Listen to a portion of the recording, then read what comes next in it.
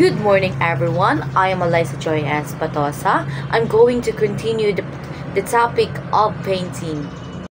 My part of this topic is about classification of painting style, which is the modern design. The first one in the modern design is the realism.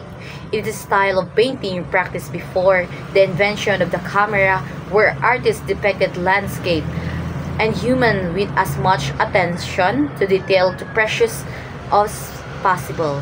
Ang realism ay isang makatotohanang paglalarawan sa mundo. And also, ang realism is just ang iyang mga paksa is kanang ang mga tao o ang mga mga pang-araw-araw, like kanang ang painting is nakakita siya ng actual na kanang view is kanang amo na dyan i-paint like amo nang tinatawag na realism. It's actual bali na makita nila and amo nang ila ginadraw. Example of realism. In this picture, Philip Mark Monstead view of friend's dog with children on a path in the woods, 1893. So, this is the example of realism. Si Philip Mark Monstead is nagpaint siya about sa inani, sa real situation. Mobile ni ija paint sa about ini sa friend's dog with the children of path in the woods, 1893. The second modern style is symbolism. It is the art that represents the subject symbolically. For example, Juan Luna paintings polarium that depicts the suffering of the Filipinos people from the hands of Spaniards.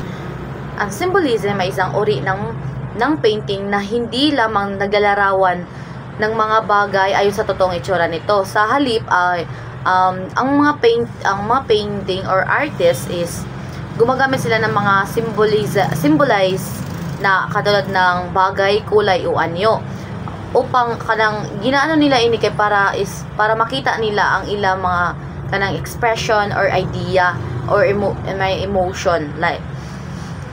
And also, for example, like a rose in realism, ang rose is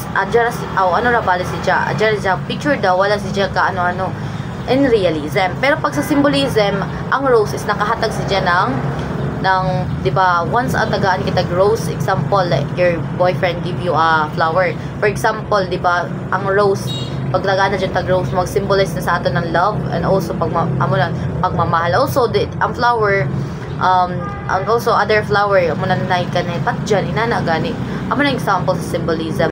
Also another example, Juan Luna's paintings polarium that depicts the suffering of the Filipino people from the hands of Spaniards.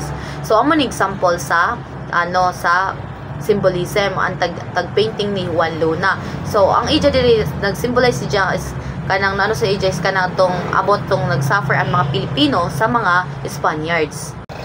Fauvism.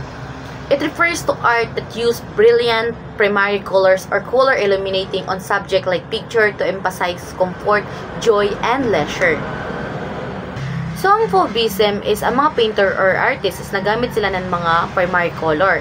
And also, ang Fauvism is wala sila musunod sa mga tinuod na color. For example, nagpaint ka og face sa tao and ang ilang gigamit na color is a verde or asul. Another example is in this painting sa taas, di ba?